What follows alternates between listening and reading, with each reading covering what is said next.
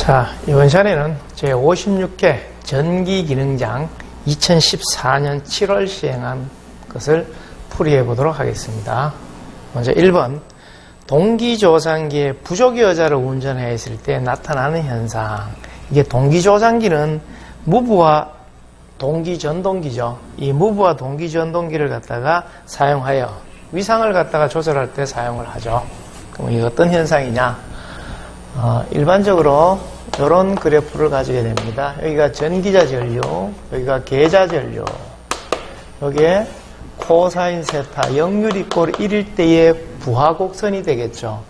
이렇게 됐을 때 각각에 있는 출력을 갖다가 표현해 보니까 P1, P2, P3 이렇게 나오더라.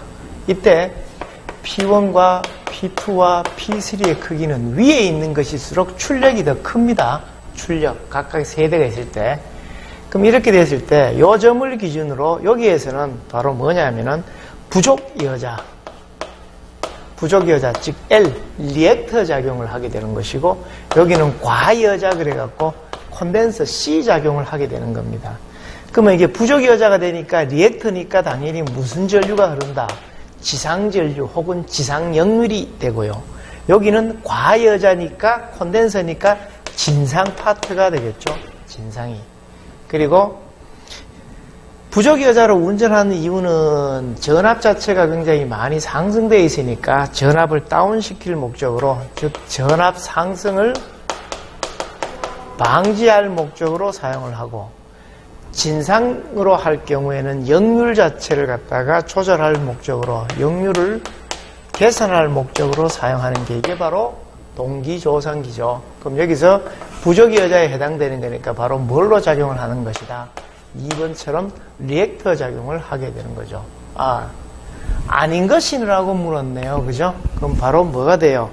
콘덴서의 역할인 역률을 개선시킨다. 1번이 되겠죠. 그래서 리액터 작용을 하고 자기여자에 의한 전압 상승 방지를 하고 뒤진 전류, 즉 늦은 지상전류가 흐르는 역할을 하게 된다.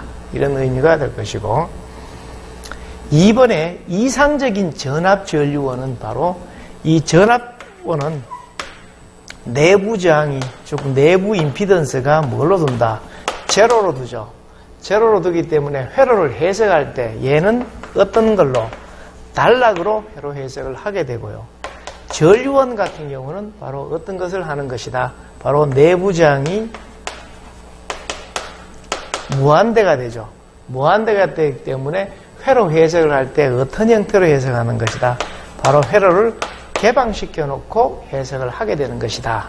이래 되니까 바로 전압원의 내부 저항은 제로이고 전류원의 내부 저항은 무한대이다. 그러니까 바로 여기서는 2번이 답이 되겠다.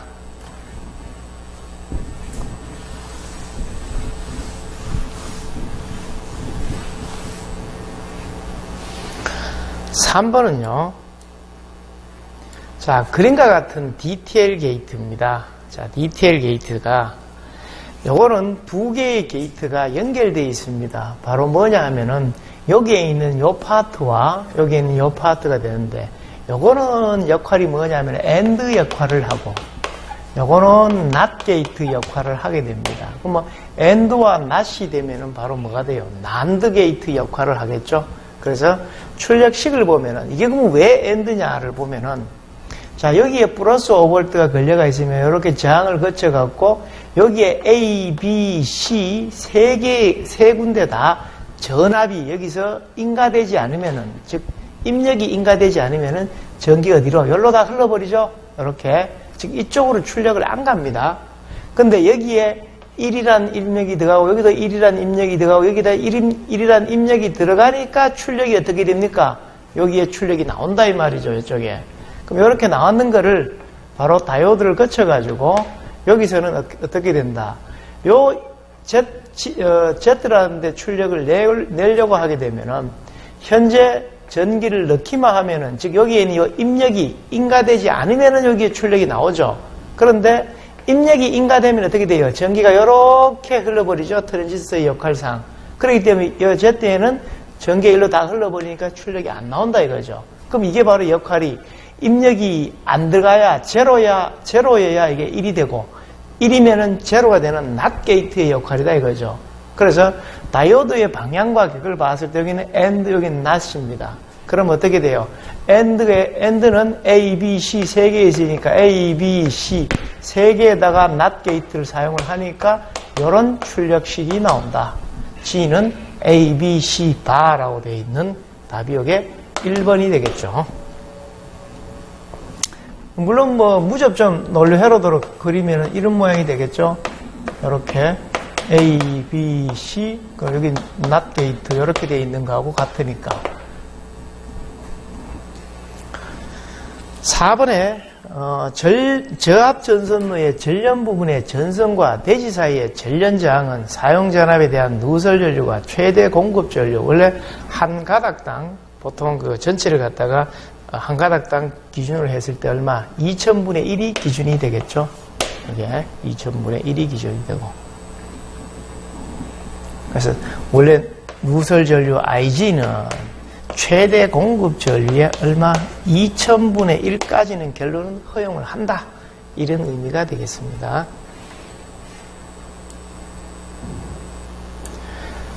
5번에 저압 인입선의 수직 배관 시 비의 침입을 막기 위해서는 어떤 것을 갖다가 사용을 하느냐.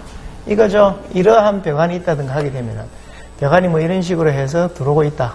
그럼 이게 만약에 뭐 지표상 혹은 뭐 전주가 이래 있다 하게 되면은 그대로 놔두면 모듈 전부 다 뭐예요? 비의 침입이 다 들어가겠죠. 그럼 어떻게 됩니까? 여기서 이렇게 생겨 있는 엔트런스 캡을 사용해서 이렇게 전선이 이런 형태로 들어가도록 하게 되면은 비의 침입을 막을 수가 있겠죠. 그래서 그때 필요한 금속 간의 공사 재료가 바로 뭐다? 엔트런스 캡이다. 6번에 네온관용 전선 표기가 15kV, NEV로 되어 있다. 그럼 여기서 15kV의 의미가 뭐예요? 바로 전격 전압이 되겠죠. 이건 전격 전압. 이거 뭐 혹은 최대 허용 전압, 전격 전압, 혹은 최대 허용 전압, N은 네온이 되겠죠. 네온. EV는 폴리에틸렌 전선이 됩니다. 폴리에틸렌, 에틸렌, 비닐 전련 전선. 즉, E는 폴리에틸렌이고 V는 비닐이란 말이 되겠죠. 그래서 여기서 E는 바로 폴리에틸렌 4번이 된다 이거죠. 그러면 N은 네온 전선이란 말이 되고, 이렇게 이제 전선 표기가 이루어진다라고 보시면 되겠죠. 7번에 이러한 논리식이 주어져 있다. 간수하는 방법은 원래 간수하려고 하면 부분 대수를 쓰고 해야 되는데 그렇게 하려고 하면 시간도 오래 걸리고 하죠. 그러면 가장 간단히 할 수 있는 게 바로 뭐예요? 카르노도죠. 카르노도는 각각에 있는 인자 A와 B 그리고 C 이렇게 돼 있죠. A, B의 순서는 0, 0, 0, 1, 1, 1, 1, 0 이런 식으로 일단 쓰고요. C도 0과 1로 이루어져 있겠죠. 이렇게 되어 있습니다. 여기가 총 8개의 상태가 이루어진다. 그럼 처음 보자. 바라고 표현되어 있는 것은 제로로 보면 되고 바가 아닌 건 1로 보면 됩니다. 그러면 이건 뭐예요? A바, B바, C 이렇게 되어 있으니까 0, 0, 1 이래 된 걸 찾으면 되겠죠? 0, 0, 1 요게 바로 처음에 있던 거에 그거 두 번째 0, 1, 0, 0, 1, 0 요거죠. 세 번째 1, 0, 1, 1, 1, 0, 1 요거가 되겠고 네 번째가 1, 1, 0죠. 1, 1, 0 요거 이렇게 되죠. 그럼 묶을 때 2의 승수만큼 묶죠. 그러면은 물론 제로승이니까 1이 되고 1승이면 2개, 2승이면 4개 이런 식으로 1, 2, 4, 8 이런 형태로 묶어 나갑니다. 이렇게 묶습니다. 그리고 이렇게 묶으면은 여기서 C는 바로 뭐예요? 요거는 제로니까 C바가 되겠죠. 이건 C바가 되고 이렇게 쓰고 그 다음에 이쪽에서는 같은 것만 묶어내면 됩니다. 같은 게 바로 뭐예요? 1이죠. 1. 뭐가? B의 상태가. 그래서 B, C, 바 이렇게 쓰고요. 여기 있는 것은 얘도 이렇게 두 개를 묶습니다. 다시 말하면은 요 부분과 요 부분이 이렇게 결합이 되어 있다라고 보는 거죠. 그러면은 요쪽에서는 뭐라고요? C라고 쓰고 여기서는 같은 녀석이 바로 이거 뭐가 되어 있어요? 제로가 있죠? 제로가 바로 B가 될 것이고 그래서 제로니까 B바라고 쓰는 겁니다. 그래서 출력식을 쓰니까 어떻게 된다? B바 C 플러스 BC B의 C바 형태로 이렇게 표현하는 4번이 바로 답이 되겠다. 그래서 카르노도로 풀이하는 게 훨씬 빠르다는 거 알아두시고요.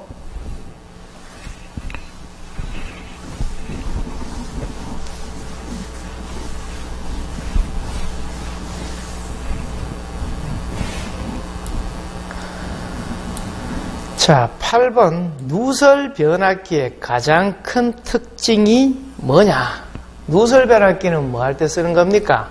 바로 네온간 점등용 변압기나 아크 용접용 변압기로 주로 많이 쓰죠. 이거는 일정 전류를 유지하기 위해서, 즉 전압의 차이가, 특히 용접 같은 경우는 용접봉을 갖다 닿았을 때 어떻게 된다? 전압 차이를 갖다가 일어나더라도 전류 자체가 거의 일정하게 유지시키기 위해서 부하 전류 증가에 따른 전압 강화를 크게 하려고 리액턴스를 보통 증가하게 됩니다. 이렇게 사용하는 게 바로 뭐다? 용접용 변압기인데, 즉 누설 변압기. 그거의 특징이 바로 뭐다? 수하 특성이다. 수하 특성은 바로 이런 특성이 되겠죠.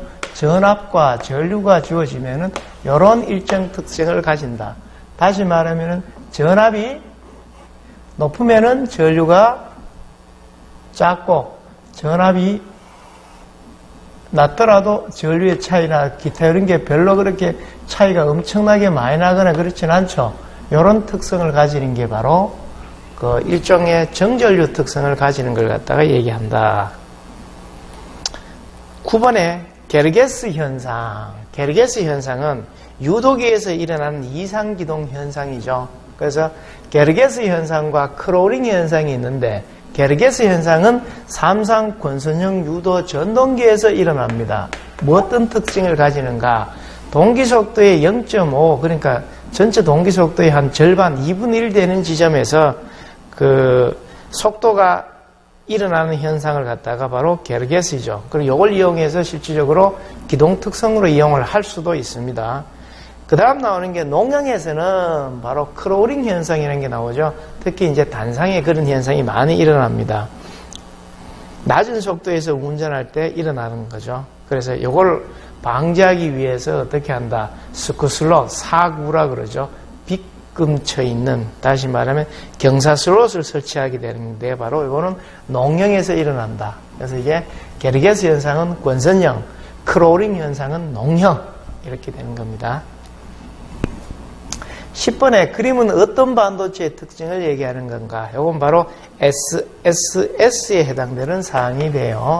요 특성 곡선하고 보시면 되겠죠.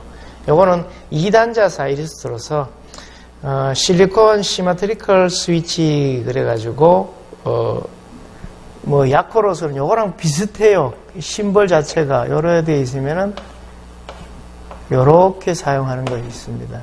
이런 심벌을 갖다가 사용하는 게 바로 SSS로서 2단자 사이리스트라고 합니다. 그래서 일명 사이덱이라 그럽니다. 그럼 이건 보통 어디에 많이 쓰느냐? 과전압이 걸리기 쉬운, 과전압이 발생할 수 있는 옥외 사인이라든가 옥외용 네온 사인이나 이런 데에서 조각용에 주로 많이 사용합니다. 조명에 보통 쓰는 게 바로 SSS다.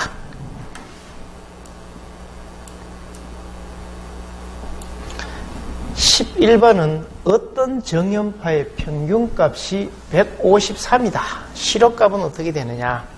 그럼 이거는 어떻게 해야 돼요? 먼저 그 평균값부터 일단 먼저 알아야 되죠. 평균값 VA라는 것은 파이분의 2배의 VM 이렇게 표현되죠. 여기서 최대값이니까 파이분의 2 루트 2의 V, 요 바로 V가 이게 뭐다? 시력값이 되겠죠. 고로 시력값 V는 2 루트 2분의 파이의 VA, 에버리지, 평균값이 됩니다. VA 값이, 평균값이 153V니까 이렇게 계산해 이게 얼마 나온다? 약 170V가 나오죠. 3번 될 것이고.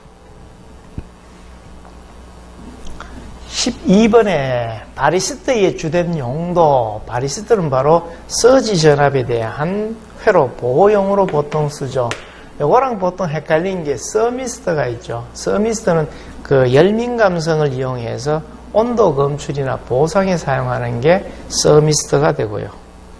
그래서 이 바리스터는 주로 통신선로의 피뢰침이라든가 전자기기의 충격을 흡수한다든가 소자의 과전압 보호용으로 주로 많이 사용하는 게 바로 바리스터입니다. 바리스터. 그리고 100의 루트 2에 사인의 오메가 t 플러스 6분의 파이 요거를 복소수로 하면은 현재 이렇게 표현되어 있는 게 바로 뭐예요? 그 일반적으로 사용하고 있는 그 교류의 표현 방법이죠. 그럼 이거를 복소수란 말이 바로 직각좌표로 표현해라 라는 얘기예요. 그럼 이거를 직각좌표로 만들기 위해서는 여기서 여기에 있는 루트 2 앞에 있는 시력값과 뒤쪽에 있는 위상 요 값을 갖다가 알아야 돼요. 이거를 순시값의 형태로 이렇게 표현해 놨는 것을 하니까 직각좌표로 고치려고 그러면은 100의 각도가 얼마다? 6분의 파이니까 30도란 얘기죠. 이거를 오일러식을 이용한 삼각 함수 형식으로 바꾸습니다. 그럼 100의 코사인 30도 플러스 J의 사인 30도 이렇게 쓰죠. 코사인 30도는 영화 2분의 루트 3이고 사인 30도 이건 2분의 1이에요. 고로 나오는 게 50 루트 3 플러스 J의 50 이렇게 표현되겠죠. 이런 형태의 복소수로 표현하는 방법이 바로 직각좌표 방식이다. 그래서 답이 이게 1번 되겠네요. 그죠? 예.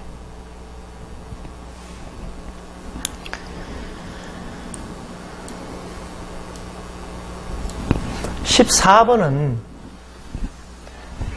그림과 같은 삼상 전압형 인버터를 전동기 운전회로의 일부다. 그 말은 여기에 들어가는 게 바로 뭐예요? 요거 직류 전압이 여기 들어가는 겁니다. DC를 이렇게 집어넣어요. 다시 말하면 DC를 넣는 방법은 여기 결론 인버터라는 말은 직류를 교류로 환산시키죠. 그래서 우리가 인버터를 보통 쓸 때 단상 인버터든 삼상 인버터든 관계없이 무조건 뭐예요? 얘를 교류가 들어오면 이거를 어떤 형태로?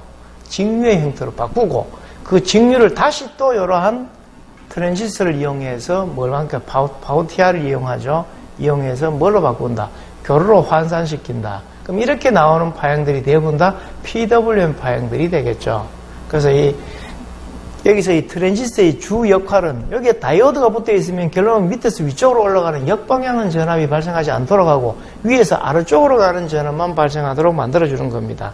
그래서 이게 그럼 여기서 나오는 이게 전동기 이외에 예를 들어서 이렇게 뭐 교류, 뭐 삼상교류라고 표시해 놔두면 동일한 사항이 되겠죠. 그럼 이때에 여기에 있는 이 트랜지스터는 바로 작용이 바로 뭐다? 온, 오프 작용하는 스위칭 작용을 하게 되는 겁니다. 그럼 이때 스위칭은 어떤 작용을, 어떤 형태로 하느냐? 먼저 이게 T1이 되고, 이게 T2가 되고, 그 다음에 T3, T4, 여기 T5, 여기 T6. 그래서 이 순서대로 해요. 1, 2, 3, 4, 5, 6. 이 순서대로 스위칭 작용을 하게 됩니다. 이게.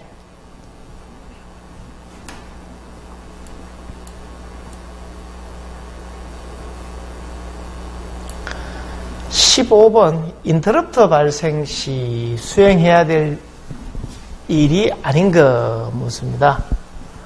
인터럽터는 어떤 내가 요구를 하는 거죠. 어떤 이걸 실행을 하시오라고 그렇게 했을 때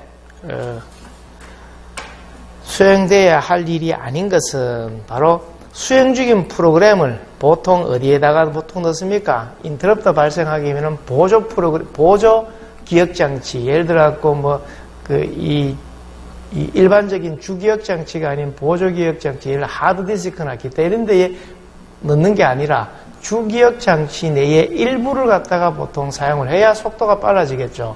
근데 여기서는 수행 중인 프로그램을 갖다가 보조기억 장치에 보관한다 하니까 이게 잘못됐다 이거죠. 그래서 이 인터럽트 발생했을 때 가장 대표적인 게 바로 스택이라 그럽니다. 그래서 이게 후입 선출 방식, LIFO 방식을 보통 쓰고, 그래서 프로그램 카운터의 내용을 보관하고 인터럽트 처리 루틴을 수행하고, 인터럽터가 어느 장치에서 요청되는지를 갖다가 조사하고, 기타 이런 거는 갖다가 어디에 대부분 다 주기억 장치에 보관을 해야 된다. 16번은 풀용 수중 조명 등의 전기를 공급하기 위해서 1차 측 120, 2차 측 30V의 전열 변압기를 사용을 할 때 사용했는 변압기가 무슨 변압기요? 절연 변압기입니다. 절연 변압기. 절연 변압기의 2차 측 전류의 접지 공사에 대한 내용으로 옳은 것은, 자, 절연 변압기를 사용하면 2차 측을 어떻게 해야 돼요? 접지를 하면 안 돼요. 그죠? 그 이유는 이렇게 변압기가 1차와 2차가 완전히 격리되어 있는 것 같은 경우, 이렇게 되어 있으면은, 이게 함이 이렇게 되어 있겠죠. 물론 요 외함 자체는 접지 공사를 합니다. 외함은. 그렇지만 절연 변압기는 어떤 거? 여기에 있는 1차나 2차의 자체를 이거를 갖다가 접지를 하면 된다, 안 된다 이거지. 이걸 접지하게 되면 결론은 뭐예요? 얘와 얘가 결론은 보통 상태를 되게 돼 있죠. 대지를 기준으로.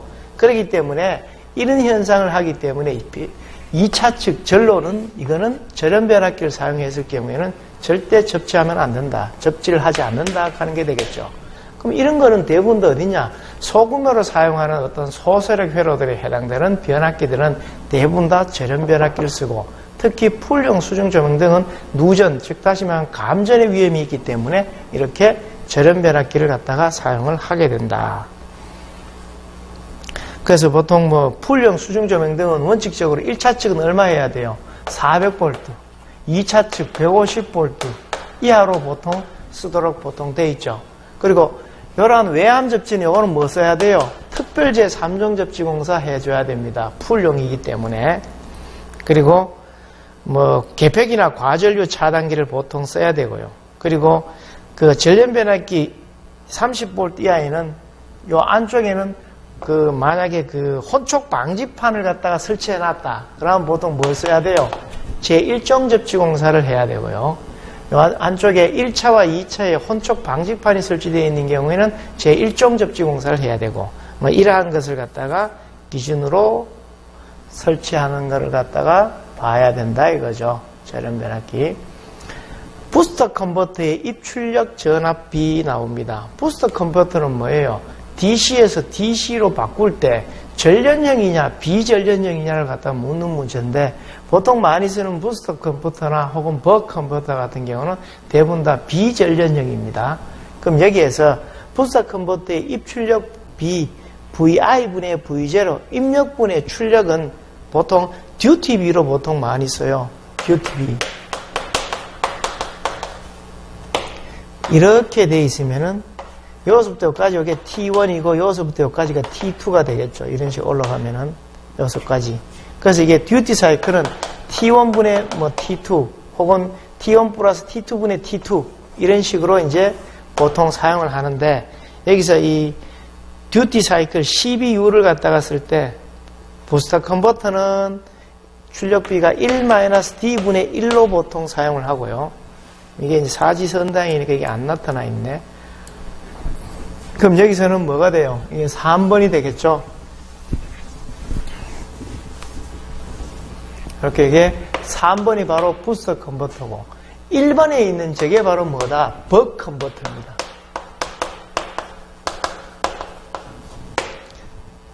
벅 컨버터, 벅 컨버터는 1번이 되고요. 여기 듀티비입니다. 듀티비. 자, 그 다음에 18번에 단상 유도 전압 조정기의 동작 원리 중 가장 적당한 거. 유도 전압 조정기는 단상이 있고 삼상이 있죠.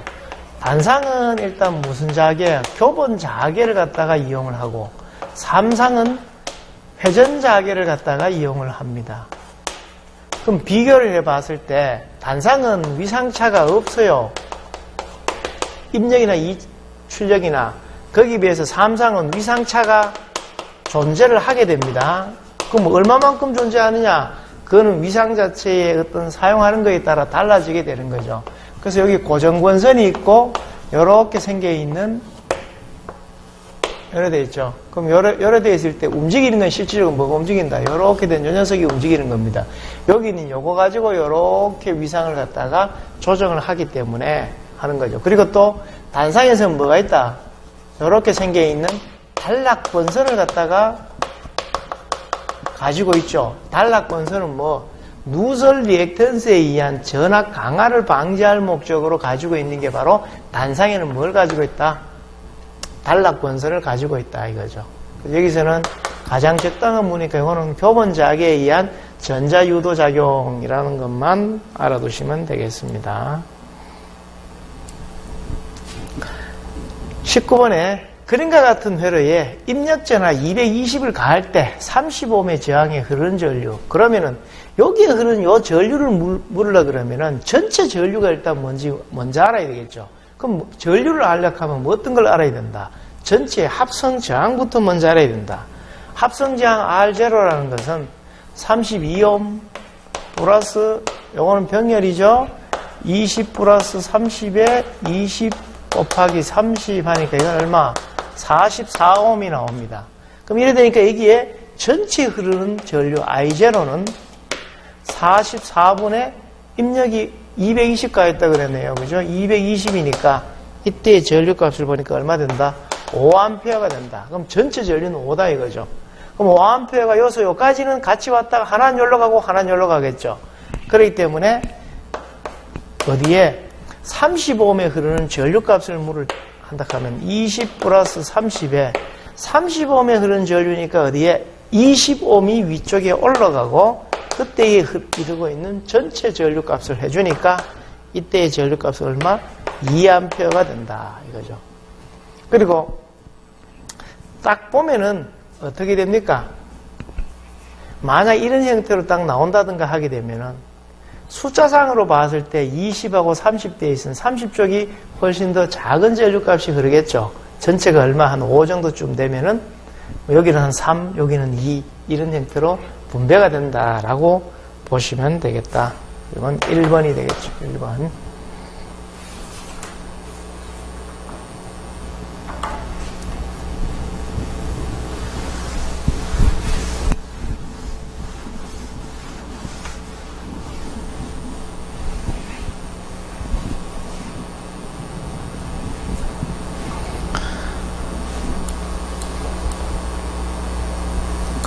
자, 20번은 마이크로 프로세서에서 번지 지정 방법 중 레지스터 간접 번지 지정 방법입니다.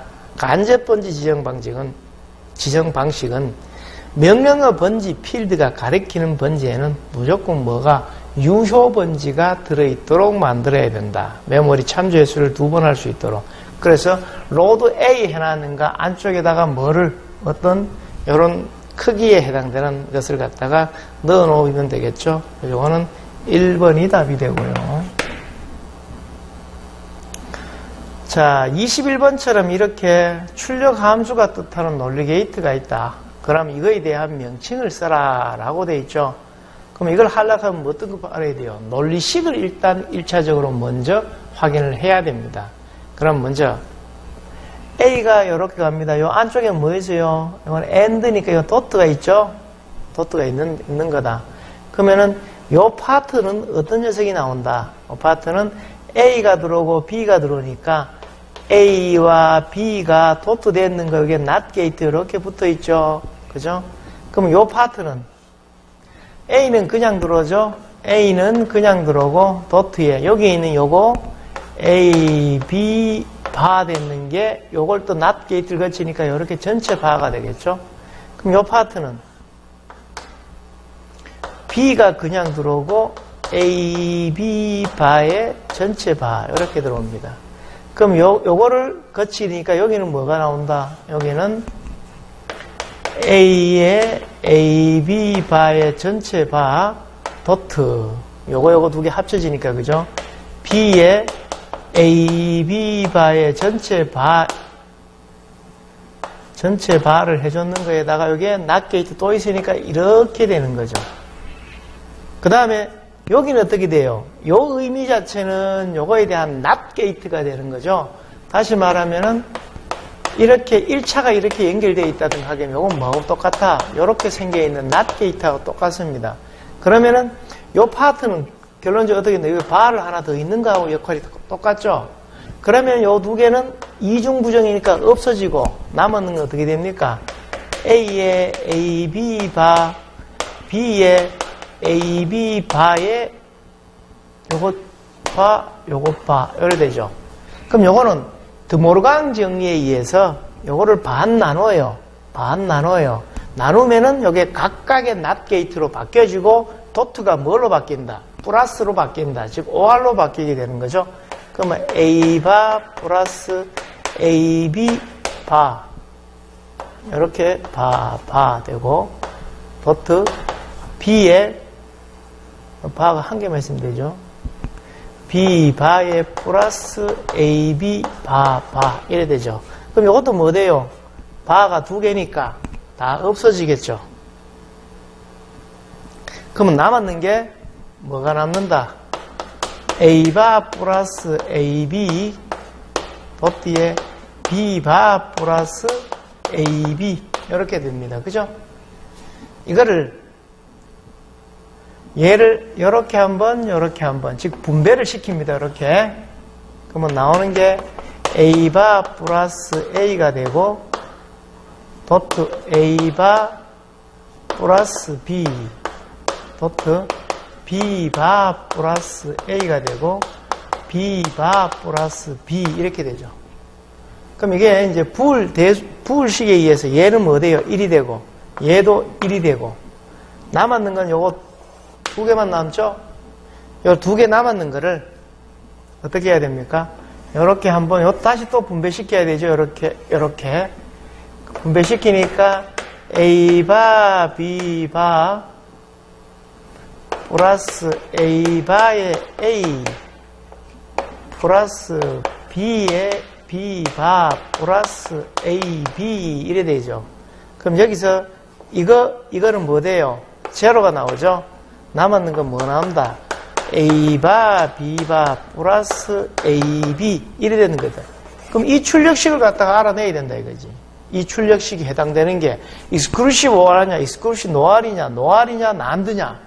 그럼 여기서 그 노알이나 난드는 일단 요 출력식이 안 나오죠. 그죠? 난드는 오로지 어떨 때 그 AND가 11일 때만 출력을 냈으니까 여러 가지 3개씩이 나올 거고 노알도 그럴 거고 그렇죠? 그럼 여기서는 어떤 걸 갖다가 써줘야 되겠다. 어떤 거를 요거 같은 경우는 여기서는 익스클루시브 OR이냐 익스클루시브 노알이냐를 봐야 되죠. 그럼 익스클루시브 OR일 경우에는 어떻게 되더라? A, B일 때 0, 0, 1, 1, 0, 1, 0, 1이라는 식이 있다든가 하게 되면은 출력 여기서는 이제 Y랑 해놔놓고 그 다음에 F라는 출력식을 갖다 이렇게 두자. 그러면 이게 익스클루시브 OR일 때는 입력이 두 개의 입력이 서로 다를 때 출력을 내는 게 바로 이게 익스클루시브 OR 회로가 되고 요거에 바를 취했는 익스클루시브 OR에 바를 취했는 녀석이 바로 1, 0, 0, 1 즉 NOT 게이트를 취했는 게 바로 요 식이 바로 뭐다? 방금 구해놨는 요 식이 되겠죠.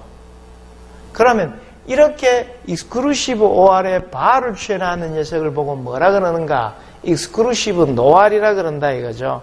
그래서 보통 쓸 때 이 F는 어떻게 쓴다? F는 AB 바바 플러스 AB라고 쓰고 얘는 A와 B에 이렇게 해서 점을 찍는 이런 형태로 쓰는 게 이걸 바로 뭐라 그런다? 익스클루시브 노알 회로라 그런다. 그래서 답이 이게 2번이 된다 이거죠. 2번. 거기에 비해서 요거는 어떻게 표현해요? 익스클루시브 OR 회로는 A바 B 플러스 A의 B바라고 쓰죠. 를 쓰고 얘는 A와 B가 이렇게 표현하는 게 바로 exclusive OR 회로가 되고요. 그래서 여기까지 기출됐던 문제 중에 이런 게 거의 없었는데 유독 앞전에서 문제가 이런 형태로 출제가 되어 있었습니다. 아마 대부분 다 틀리지 않았겠습니까? 예.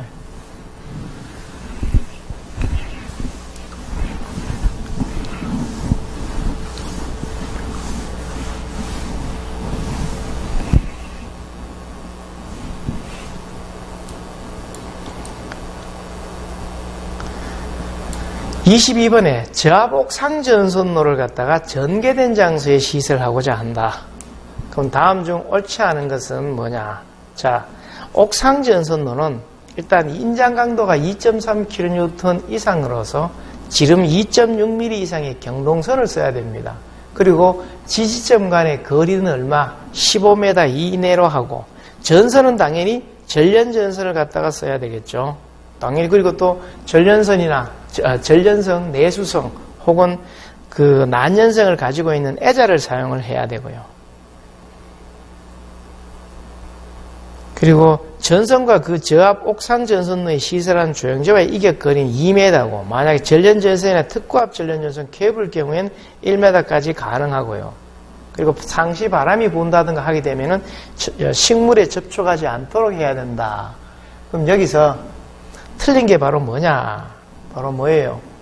전선과 그 저압 옥상 전선로를 시설한 조형제와의 이격거리는 1.5m가 아니라 얼마 이상? 2m 이상으로 해줘야 되겠죠. 그래서 이게 답이 3번인데요.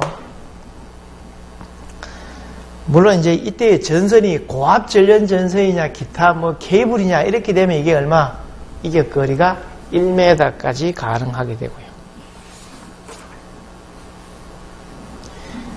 예제 23번은 변압기에 와류선이 주어져 있습니다. 이때의 전압이 변화돼요. 그럼 와류선의 특징 자체가, 와류선은 공급되는 전압의 제곱에 대해서만 비례하고 주파수와는 어떻게 된다? 무관하다. 거기에 비해서 히스테리시스는 어떻게 돼요? 주파수와 공급되는 전압의 제곱에 대해서 이런 관계를 가지게 되죠.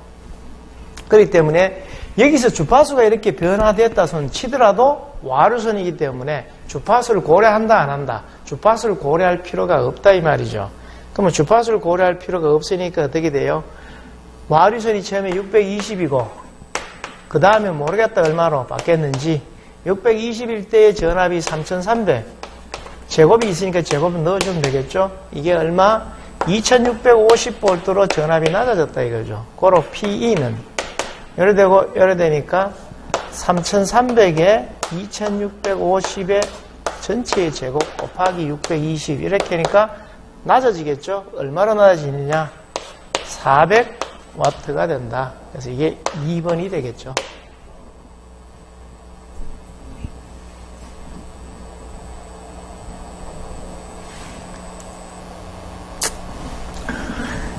(24번은) 과전류 차단기로 저압전로에 사용하는 퓨즈를 수평으로 붙인 경우 전격 전류의 1.1배에 대해서 견디고, 그리고 이게 전격 전류의 30을 넘고 60A 이하 할 때 2배의 전류를 통했을 때 얼마 안에 용단되어야 되는가?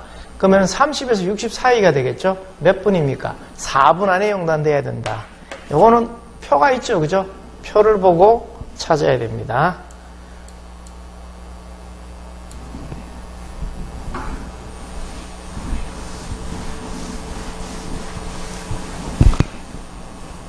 (25번에) 관로 안에 알맞은 내용으로 옳은 것은 말 그대로 지선에 대한 사항입니다. 지선은 어떻게 해야 돼요? 지선의 안전율은 얼마 이상? 2.5 이상이어야 되죠. 그때 인장 하중은 얼마? 4.31kN 이상이어야 된다. 그래서 답은 3번이에요. 그러면 그 이외의 지선에 대한 사항들 여러 가지가 나오는데, 첫 번째 지선의 안전율 2.5 이상, 그리고 인장 하중은 4.31kN 이상이고, 그리고 연선을 사용할 때는 최소 가닥수가 몇 가닥? 3가닥 이상이어야 되고, 그럼 거기에 따르는 2.6mm 이상의 금속선을 쓰거나 혹은 2.0mm 이상의 아연도 강연선을 쓰거나 이렇게 해줘야 되겠죠. 또한 지표상 높이는, 지선의 높이는 도로 횡단일 경우에는 도로 횡단할 경우에는 요건 5m. 그리고 횡단보도나 기타 이런 보도에서는 요거 절반인 2.5m 이상인 높이의 지선의 높이를 설치해야 된다. 이렇게도 같이 알아두셔야 되겠습니다. 26번은 저항정류의 역할을 하는 건 바로 뭐냐? 바로 탄소 브러시죠. 4번이 되고 여기에 보극 이게 바로 전압정류가 되죠. 전압정류라는 말은 그러니까 그 리액턴스 전압을 갖다가 L의 TC분의 2IC라는 식에 의해서 이 리액턴스 E 전압, EL이라는 전압을 무조건 낮춰야 됩니다. 그죠? 낮추기 위해서는 어떻게 합니까? 리액턴스의 값을 작게 하거나 정류 주기를 갖다가 크게 하거나 길게 한다 이 말이죠. 그러니까 천천히 회전하면 된다 이거죠. 전류값을 어떻게 해야 돼요? 작게 해야 되죠. 전류값을 작게 하려고 하니까 탄소 브러시를 써가지고 뭐를 저항값, 접촉 저항값을 크게 할 필요가 있다. 이런 의미가 되겠습니다. 이게 바로 정류 개선 대책에 해당이 될 것이고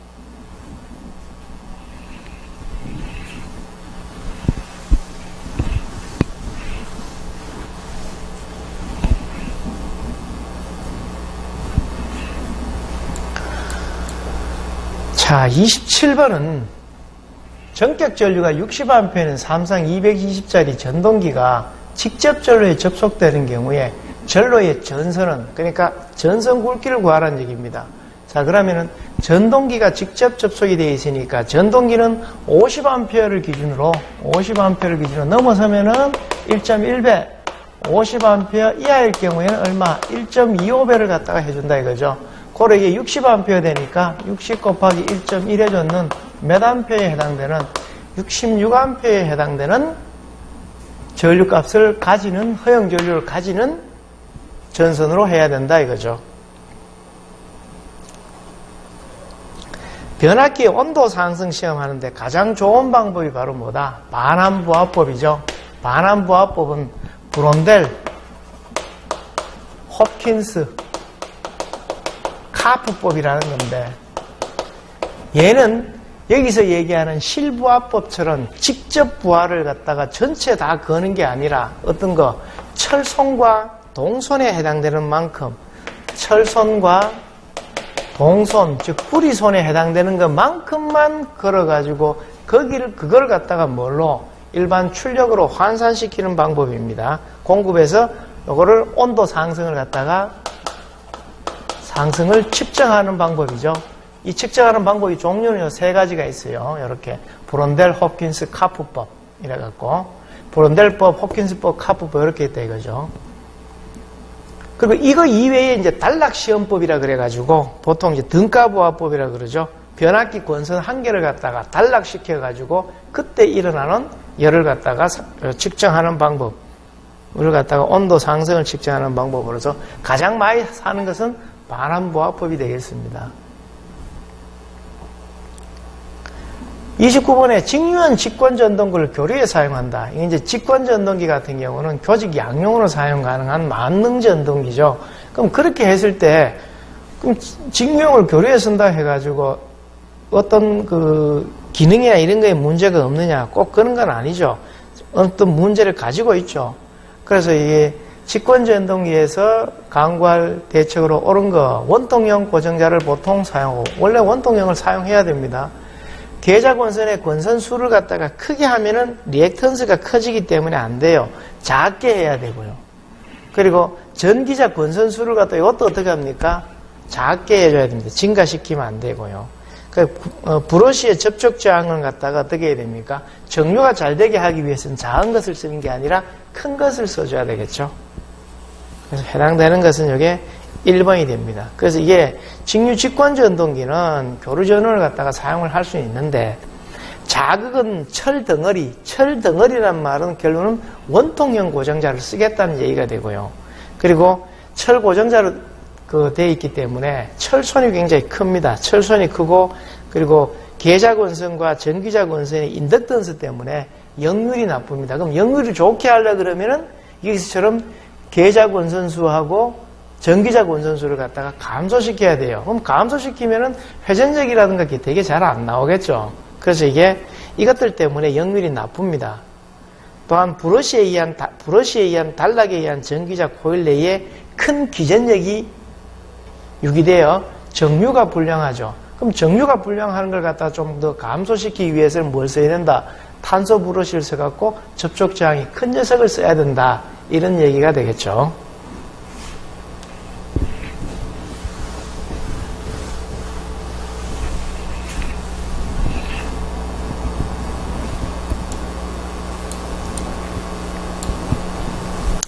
(30번에) 10진수 45를 2진수로 표현해라. 그럼 이건 어떻게 하면 돼요? 있는 숫자를 갖다가 무조건 2로 나누면 되죠. 2로 나누니까 이거는 22 남고 나머지가 얼마 남아요? 1이 남고, 이것도 2로 나누니까 11이 남고 나머지는 제로가 되고, 요거는 2로 나누니까 5가 되고 나머지 1이 나오고, 요건 2로 나누니까 2가 되고 나머지가 1이 되고, 요거는 2로 나누니까 1이 나오고 나머지가 제로 나오죠. 그래서 이게 마지막에 0과 1이 나올 때까지 무조건 계속 하셔야 됩니다. 그러고 난 다음에 어떻게 해요? 여기서부터 이렇게 숫자를 이렇게 읽어 나가는 겁니다. 그래서 어떻게 돼요? 1, 0, 1, 1, 0, 1, 2진수. 이렇게 표현된 녀석을 찾으니까 이게 1번이 되겠죠. 이게 꼭 2진수뿐만 아니라 8진수나 기타 다른 것들도 이런 동일한 방법으로 하시면 돼요. 31번은 지중전선놈이 지중함의 시설 방식의 기준으로 옳지 않은 것은 지중전선은 케이블을 사용하고 관로식, 암거식, 직접 매설식에 의해서 하고 지중함의 뚜껑은 누가 일반 사람이 쉽게 열 수 없는 구조를 해야 되고 그리고 폭발성이나 연소성 가스가 있을 경우에는 그 크기가 얼마? 1세제곱미터 이상인 경우에는 통풍장치를 하라고 되어 있습니다. 근데 여긴 0.5이기 때문에 이게 잘못됐죠. 32번은 유기기전력이 이렇게 주어진 분권 발전기입니다. 이때 내가 필요로 한 전기자 저항의 값을 이제 찾고 있죠. 그러면 분권 발전기니까 식이 어떻게 돼요? E는 V 플러스 IA, RA 이렇게 쓸 수가 있겠죠. 특히 여기에 있는 IA 전기자 전류는 계자 전류 플러스 부하 전류가 됩니다. 여기서 이 부하 전류는 P 거로 VI라는 이 식에 의해서 구하면 되고 여기에 있는 계자 전류는 계자 저항분의 단자전압 V를 이용해서 이거를 구해야 된다 이거죠. 그럼 먼저 뭐부터 구해야 돼요? 여기에 있는 부하 전류하고 계자 전류를 갖다 먼저 구해야 나중에 이쪽에서 전기자 전류를 구할 수가 있겠죠. 그럼 먼저 P 이꼬로 VI라는 식에 의해서 P 이꼬로 I는 V분의 P 이래 됩니다. 그죠? 전압 V가 100이고 이건 5kW니까 5kV 되겠죠. 얼마? 이건 50A 됩니다. 그러면은 IF는 RF가 계자장이 50이 이게 100대니까 이건 2A가 되겠죠. 그럼 얼마 돼요? 전기자 전류는 이게 50이 이게 2대니까 52가 되겠죠. 그럼 이게 110이고 단자 전압이 100이고 플러스 요거는 52가 되고 RA. 그럼 이제 계산이 다 끝났습니다. 그죠? 요걸 여기로 보내니까 110에서 100을 빼고 52로 이렇게 나누면 되겠죠. 하니까 얼마? 0.19 ohm이 됩니다. 그래서 답이 여기에 2번 되겠네요. 그죠? 이렇게 풀이할 수가 있겠다.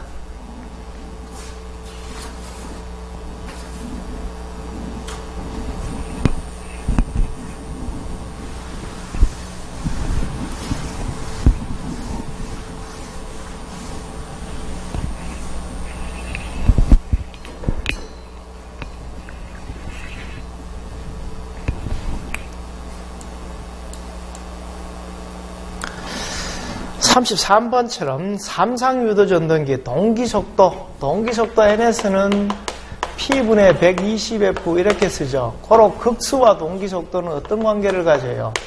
이런 식으로 반비례한 결과를 가지고 옵니다. 그래서 이건 답은 몇 번? 1번이 되고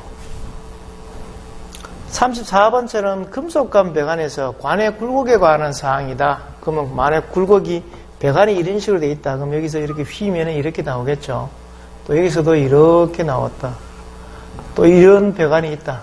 그럼 여기에 이제 어떤 박스들이 이래 있다. 그럼 이걸 이런 형태로 휘어가 한다든가 하게 되면 전선 밀어넣기나 당기기가 굉장히 힘들겠죠. 그래서 이 부분에 뭘 답니까? 이런 식으로 생겨있는 풀박스를 갖다가 다는 겁니다. 풀박스를. 그러면은 풀박스를 달게 되면 요소까지 한 번밖에 안 휘니까 훨씬 더 작업이 좋아진다 이 말이죠.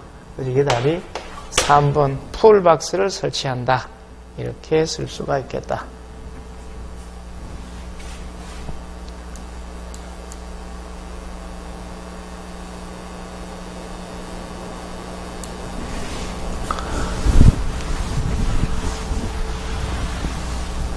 (35번에) 평형판 콘덴서의 전극의 반지름이 30이고 원판이다.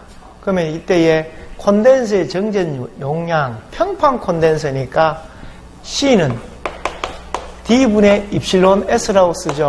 이거는 말로 간격 D의 입실론 제로와 입실론 S와 S고, 그럼 이때 이 면적을 보니까 이게 안집이 전극의 반집이 30cm 원판이라고 되어 있기 때문에 원판이면 면적 자체는 어떻게 표현해요? 파이 R 제곱이라고 하는 걸로 면적을 이렇게 구해줘야 되겠죠. 그러면은 여기서 간격 D가 0.1cm니까 0.1 곱하기 메다로 바꾸니까 10의 마이너스 2승, 입실론 제로가 8.854 곱하기 10의 마이너스 12승에 비유전율의 값이 얼마다? 4고, 이때의 면적 값이 반지름이 30이니까 파이에 30이면 0.3m짜리죠. 그죠? 0.3m짜리가 얼마? 제곱. 이렇게 해서 계산을 하니까 이거 얼마? 0.01 마이크로페럿 이렇게 표현된다. 답은 요거 1번 되겠죠. 36번은 이중 농형 유도 전동기가 보통 농형 전동기에 비해서 다른 점은 뭐냐? 왜 농형을 이중으로 하느냐? 바로 기동 특성을 개선할 목적으로 사용합니다. 즉 기동 전류 자체를 갖다가 작게 하고 기동 토크를 크게 하기 목적으로 사용을 한다. 그래서 바로 4번이 답이 된다. 그래서 농형 권선을 갖다가 안팎으로 이중으로 설치하는 것을 얘기하죠. 이래 되면은 기동 전류는 감소하고 기동 토크는 증가하는 결과를 가지고 온다. 이렇게 되겠죠. 37번은 다음 중 기록된 자료를 자외선을 쬐어서 지울 수 있는 것 갖다가 뭐라 그런다? 이피롬이라 그럽니다. 이피롬. 그냥 피롬 같은 경우는 다른 특수한 방법, 다른 방법을 이용해서 프로그램이 가능한 롬이란 얘기고, 일반 롬은 바로 뭐예요? 그거는 지울 수 없는, 말 그대로 매스크되어 있는 결과를 가지고 오겠죠. 그리고 요거는 자외선을 이용하고, 여기에 있는 이피롬은 요거는 이피롬은 뭘 이용하냐면 전기적 신호를 이용해서 지우는 걸 갖다 앞에 이자가 하나 더 붙어 있죠. 그래서 이걸 이피롬이라 그럽니다. 뭐 요즘 많이 쓰는 플래시 메모리 같은 경우도 이건 롬과 램의 어떤 두 가지 특성을 가지게 되고요. 그 램은 SRAM과 DRAM이 있죠. SRAM은 속도가 굉장히 빠른 형태로 되어 있으나 집적도가 좀 떨어지고, 거기에 비해서 DRAM은 집적도는 굉장히 높은데 속도는 그 SRAM보다는 좀 떨어지지만 대신에 항상 뭐가 해야 돼요? 리프레시. 계속 주기적으로 뭘 넣어줘야 된다? 정기적인 신호를 넣어줘야 된다는 게 바로 단점이 됩니다. 그래서 컴퓨터나 기타 이런 것들도 전원 딱 꺼져버리면은 현재 내가 진행하던 작업들이 다 날아가 버리는 결과를 가지고 오죠. 그거는 이제 램을 주로 많이 사용하기 때문에 그렇다는 거. 금속 몰드 공사에 의한 저압 옥내의 몰드에는 제 몇 종 접지 공사를 하여야 하는가? 일반적인 전압이 저압입니다. 고로 제 3종 접지 공사가 기본이 되겠죠. PN 접합 다이오드에 공핍증이 생기는 이유는 바로 원래 이 N 영역에 있는 자유전자들은 무조건 불규칙적으로 막 움직입니다. 근데 이거를 P와 N을 갖다가 이렇게 접합을 시키게 되는, 접합되는 순간 PN 접합이 형성되는 순간에 바로 N 영역의 이 접합 근처에 있는 일부 전자 이걸 갖다가 디퓨전, 확산을 합니다. 확산을 해서 어느 영역으로? P 영역으로 이동을 하게 되겠죠. 그래서 이게 이렇게 이동된 전자들이 전공과 결합하게 된다. 이렇게 다 결합하고 나니까 N 영역에 있는 사항들이 어떻게 전자가 없겠죠. 없는 걸 갖다가 뭐라 그런다? 공핍 현상 혹은 공핍층이라 그런다 이거죠. 그래서 이거는 바로 전자와 전공의 확산에 의해서 서로 결합하기 때문에 생기는 걸 갖다가 얘기하죠.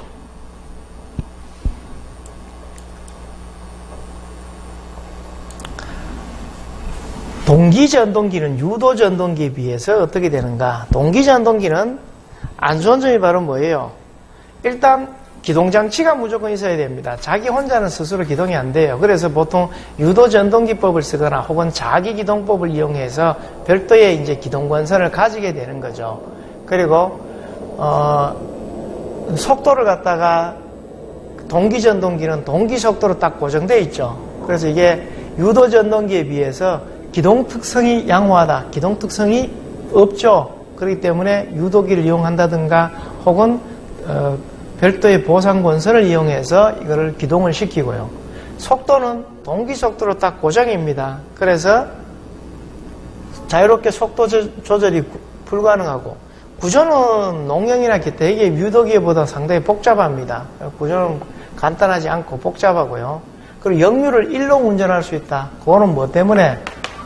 무브와 동기전동기를 갖다가 사용한 동기조상기로 사용을 하게 되면은 역류를 1로 운전할 수 있다. 그래서 지상과 진상 둘 다를 제어가 가능한 방법이 바로 동기전동기의 가장 큰 장점이다. 41번에 레칭전류를 올바르게 설명한 것은 레칭전류하고 유지전류가 있는데 레칭전류는 사이리스트가 턴온 하기 위해서 필요한 전류가 됩니다. 순전류가 되겠죠. 그래서 이게 2번이 되고요.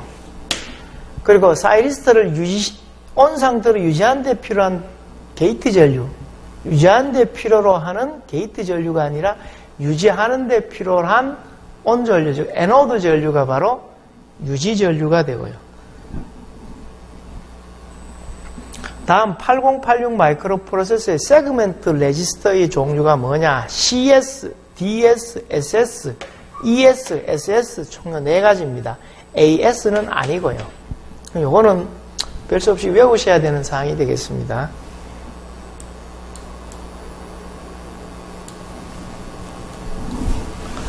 벅 컨버터. 벅 컨버터는 비전련형 DC-DC 컨버터라 그랬죠. 직류를 넣어갖고 직류를 만들어내는 컨버터고, 벅이나 부스터, 벅 부스터, 쿡 컨버터 이런 것들은 다 비전련형이고요. 전련형으로는 프라이백, 포워드, 할프 브리지, 풀 브리지 컨버터가 있습니다.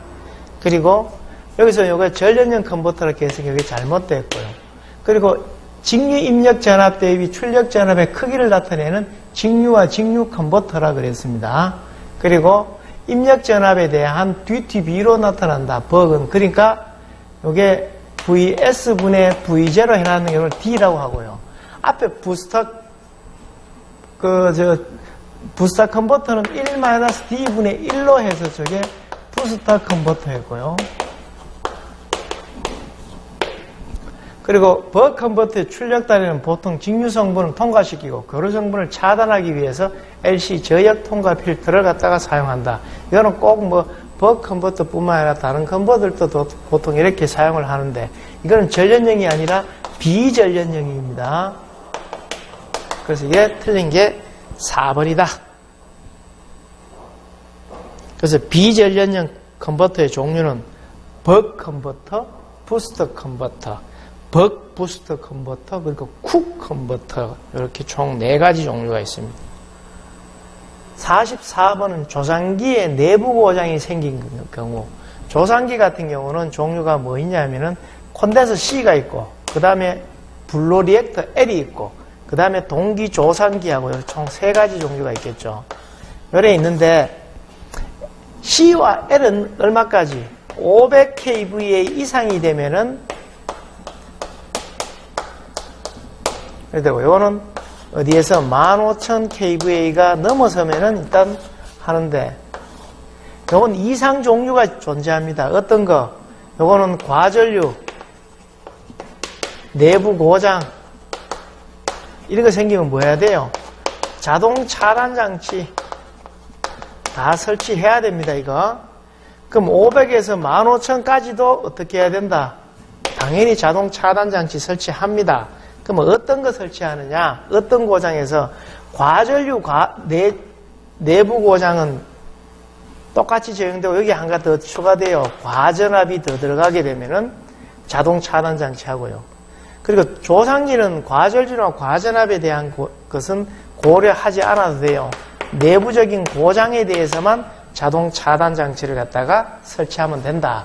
이렇게 되겠죠. 그래서 조상기니까 여기에 해당이 됩니다. 그죠? 15,000kVA니까 이거 1번 되겠네요. 그죠?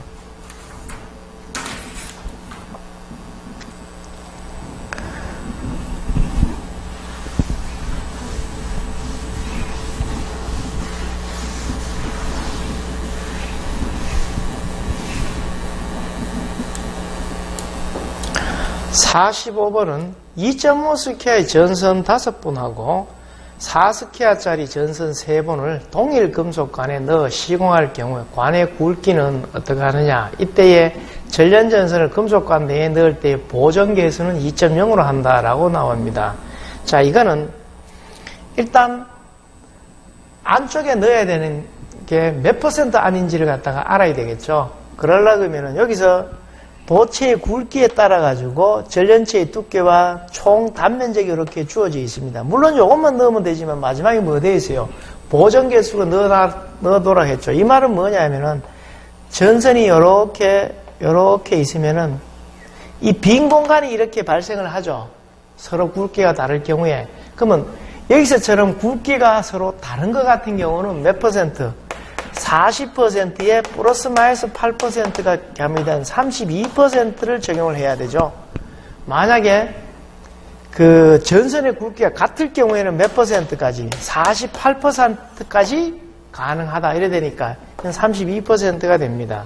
그러면은 몇 미리짜리 금속관을 갖다가 사용하면 되겠는가? 어떻게 하면 돼요? 전체 4분의 파이 d 제곱의 몇 퍼센트? 32%보다 어떻게 해야 된다? 같거나 뭐가 커야 된다. 이렇게 하면 되겠죠. D의 값을, 그럼 이 D 값을 결정을 할 때, 그러면 D 값을 갖다가 알아내기 위해서 먼저 전체의 면적부터 일단 알아야 되겠죠. 전체 내가 필요로 하는 면적. 면적이 여기서 보니까 2.5 스퀘어짜리는 13이고 13 곱하기 몇 번? 5번. 그리고 4 스퀘어짜리는 17이네요. 17짜리 3번. 해놨는 거에다가 보정계수를 곱해줍니다. 보정계수가 얼마예요? 2죠. 요거는 보정계수입니다. 이러니까 전체 필요한 면적이 2,900이 나오네요. 232가 나오네요. 232. 232제곱미터가 필요하다.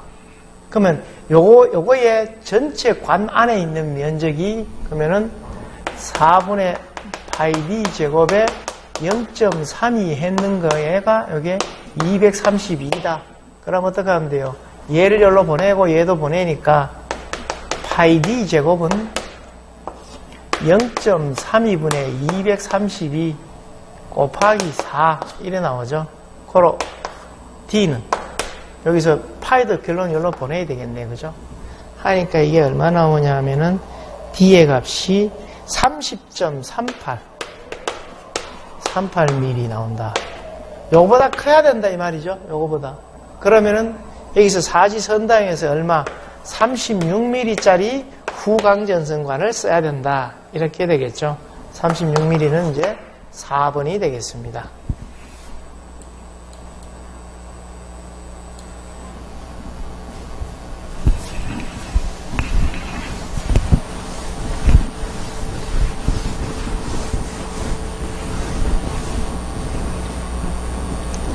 (46번에) 1200루멘의 광속을 갖는 전등 10개가 120제곱미터의 사무실에 설치할 때 조명률이 0.5고 감광 보상률이 1.5이면 이 사무실의 평균 조도는 약 몇 룩스야 되는가?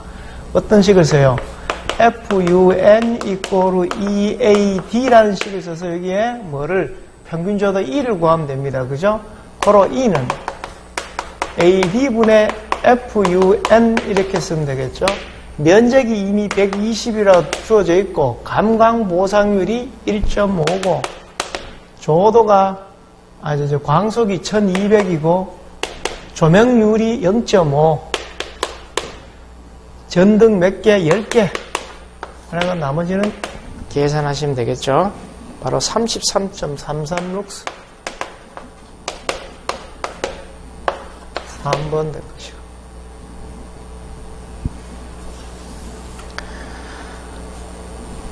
47번은 단면적이 S, 길이가 L, 투자일 뮤인 자기회로에 N회의 코일을 감고 전류 Iam페를 흐를 때 자기회로의 ohm의 법칙을 갖다가 설명한 것은 ohm의 법칙은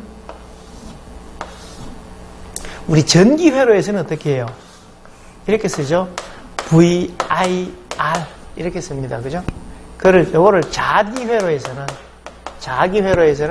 전압 대신 여기 F라는 기자력이 들어가죠. 이 F가 나중에 뭐 돼요?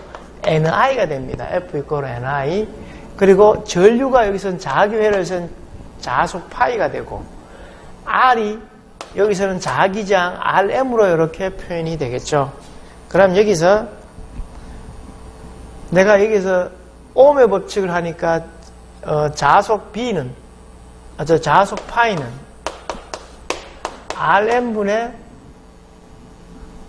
Rm분의 F, 즉 Rm분의 NI가 됩니다. 자, 여기서 RM, 자기장 RM은 우리가 전기회로에서 R이 로의 S분의 L이듯이 요거는 시그마 S분의 L 이렇게 쓰죠. 그럼 자기장은 요거는 뮤 S분의 L 이렇게 씁니다. 이걸 여기다 대입하는 겁니다. 그래서 뮤 S분의 L에 NI 되니까 이게 L분의 뮤의 S의 NI 이렇게 쓰죠.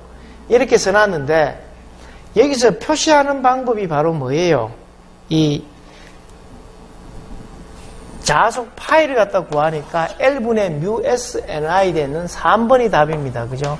만약 이거를 갖다가 자속 밀도로 표현하면은 자속 밀도 B는 면적분의 파이가 되니까 여기서 뭘 빼면 돼요? 여기에 있는 요 S만 싹 빼면은 바로 자속 밀도가 됩니다. L분의 뮤 NI가 바로 자속 밀도가 되고요. 48번에 다음 사이리스터 중 순방향 전압에서 양의 전류를 게이트에 넣으면은 턴온 되고 그리고 마이너스 음의 전류를 게이트에 넣으면은 턴 오프 되는 다시 말하면 그걸 갖다가 뭐라 한다? 게이트 턴 오프의 약자 GTO를 갖다가 설명한 것이 된다. BJT는 바이폴라 정션 트랜지스터, UJT는 유니정션 트랜지스터, FET는 필드 이펙트 트랜지스터의 약자죠. 전개효과 트랜지스터의 약자다 이거죠.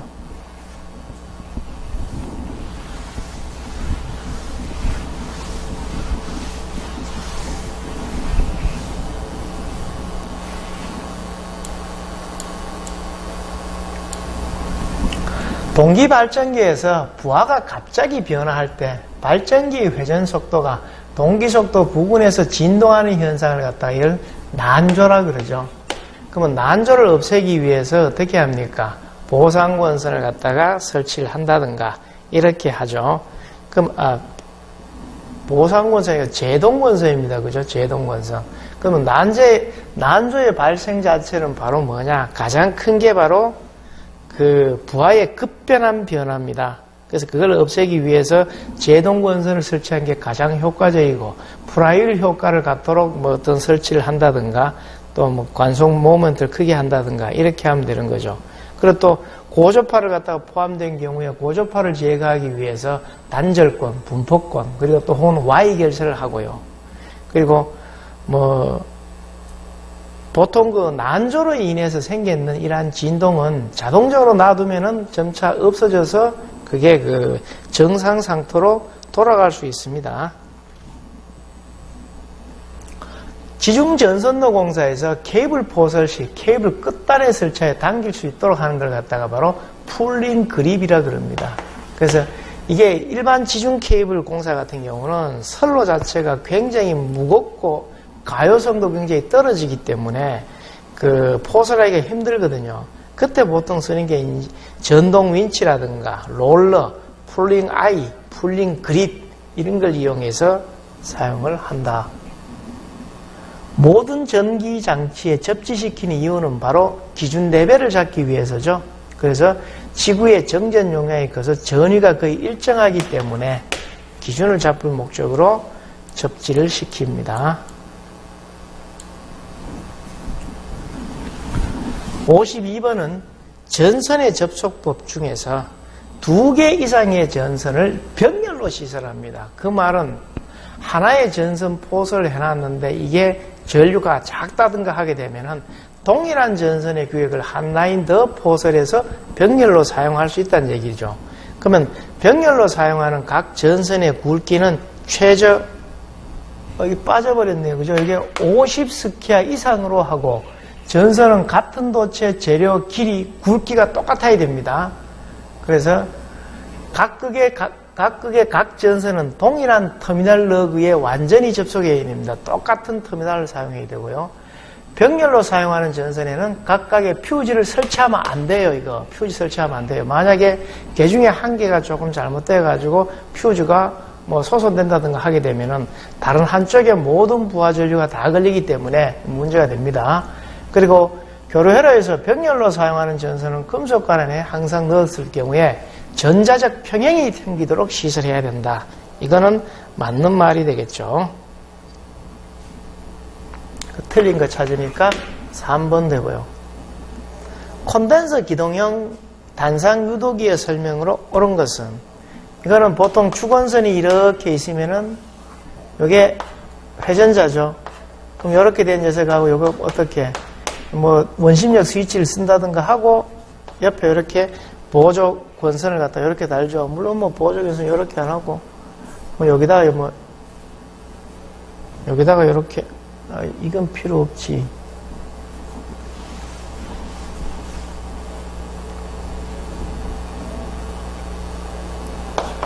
콘덴서 달고 회전자 있고 여기서 이렇게 와서 원심력 스위치 달 수도 있고 콘덴서 달고 녀석이랑 코일 이렇게 하죠. 요게 주권선이고 요게 기동권선 혹은 보조권선 혹은 보조권선 되죠. 여기다가 뭘 단다? 콘덴서를 다루게 됩니다. 그래 되면 요 녀석하고의 요거와 위상차가 발생하죠. 거기에 대해서 회전자가 돌아가는 거고, 요거는 원심력 스위치입니다. 원심력 스위치가 있을 수도 있고 없을 수도 있고요.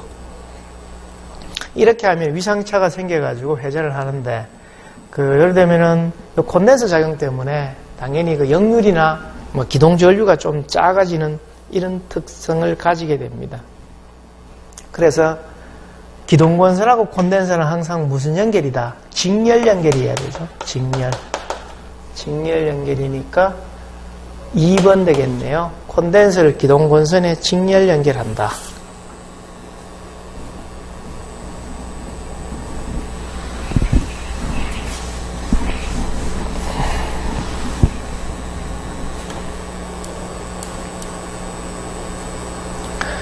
(54번)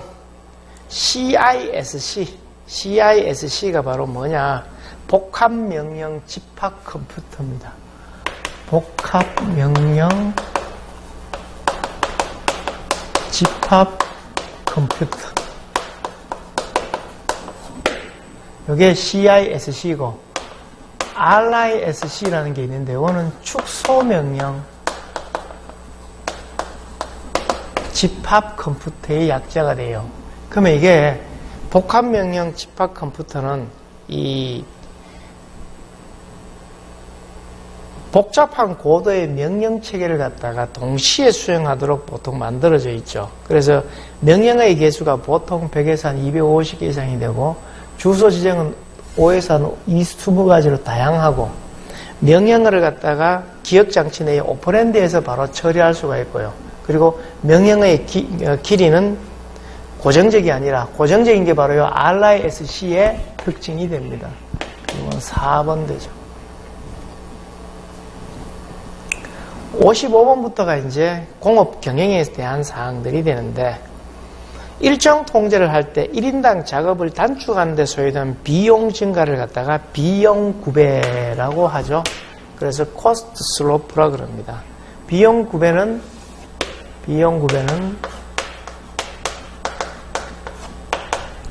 식이 바로 정상 시간에다가 특급 시간, 빨리 했을 때에 들어가는 시간을 갖다가 특급 비용에다가 정상 비용을 갖다가 뺏는 값을 갖다가 비용 구배라 그런다. 그래서 작업을 갖다가 단축하기 위해서 좀 더 특급의 형태로 처리했을 때 들어가야 되는 비용을 얘기하는 것이다.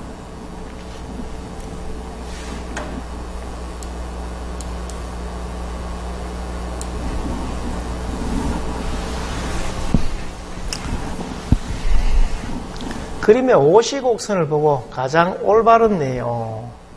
자, 여기서 알파는 소비자 위험이 아니고 이건 생산자 위험이죠. 요 밑에 있는 이게 바로 소비자 위험이 되고요. 그럼 거기에서 이제 LP 요게 바로 요속도 요까지가 바로 로트가 합격할 확률이 되고요. 그래서 이건 2번이 답이 됩니다.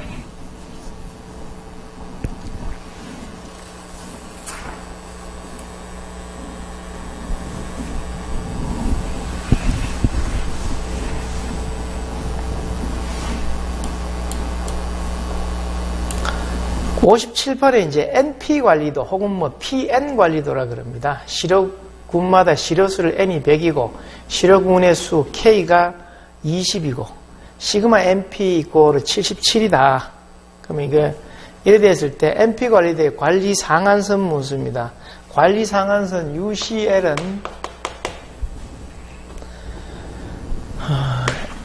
NP 바 플러스 마이너스 3배의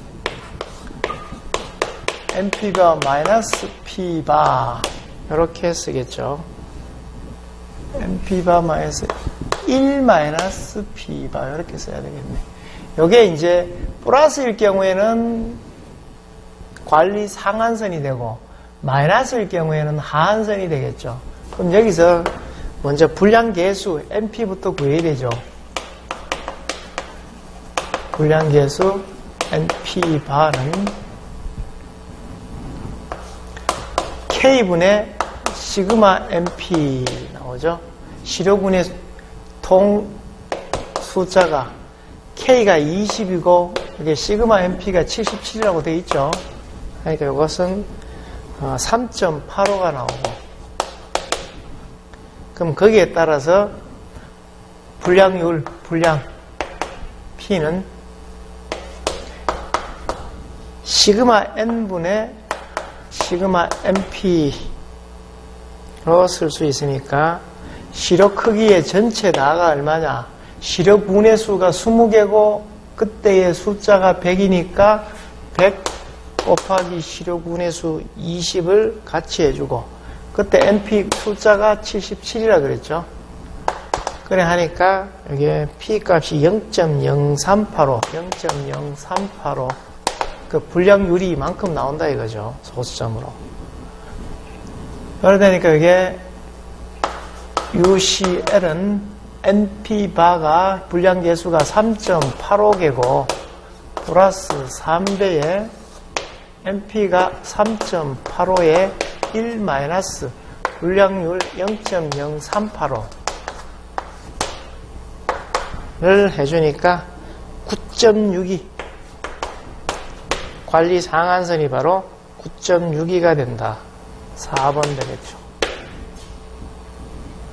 이 9.62 같은 경우가 이거는 NP 관리도 같은 경우는 이항 분포를 써야 되죠. NP 관리도는 이거는 이항 분포를 사용을 해서 구해야 된다 정도도 같이 알아두시는 게 좋겠다. 58번에 단속 생산 시스템과 비교한 연속 생산 시스템의 특징은 뭐냐? 연속 생산은, 단속 생산은 말 그대로 다종 소량품상, 그러니까 일정을 하는 개수 자체를 갖다 제한하는 것에 비해서 연속 생산은 동일한 품질을 동일한 시스템에 넣고 계속 생산을 하는 걸 얘기하죠. 그래서 단위당 생산 원가가 낮고 1번이 맞죠. 다품종 소량 생산이 아니라 소품종 대량 생산에 적합하겠죠. 이게 잘못됐죠. 대량 생산. 생산 방식은 주문 생산 방식이 아니라 어떤 생산 방식? 예를 들어 갖고 소량 다량 소종 다량 생산이니까 예정 생산 방식, 주문 생산 방식이 아니고 예정 생산 방식을 해야 되고, 생산 설비는 범용 설비를 하는 게 아니라 별도로 맞춰져 있는 동일한 아주 특수화된 생산 설비를 사용하는 게 좋겠다. 이거죠.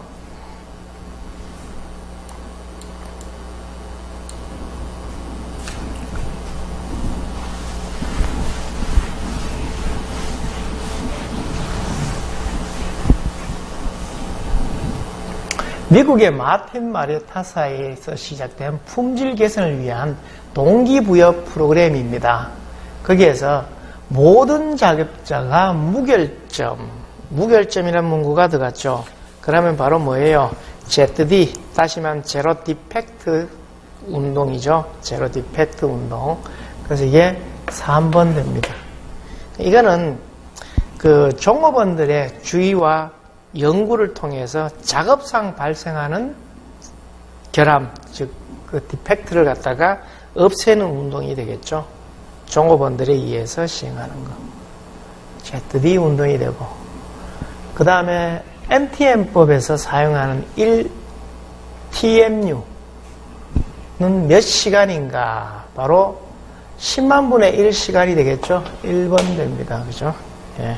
그래서 1TMU가 0.00000 1, 2, 하나, 둘, 셋, 넷, 다섯, 한 개 빠져야 되네. 그 다음에 요거를 분으로 고치면은 0.00006분이 되고, 시간으로 고치게 되면은 0.036.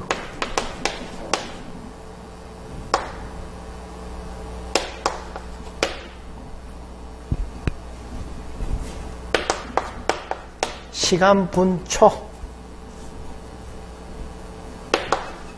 여기다 60을 곱하면 되죠. 그죠? 그럼 요거 나오죠. 여기다가 얼마? 60을 곱하니까 이렇게 바뀌고요. 그럼 여기다 60 곱하면 되고, 요것도 요 60 곱하면은 요래 나오고, 요래 나오고, 이렇게 바뀔 수 있다 이거죠. 어쨌든 10만 분의 1이다. 이렇게 보시면 되겠습니다.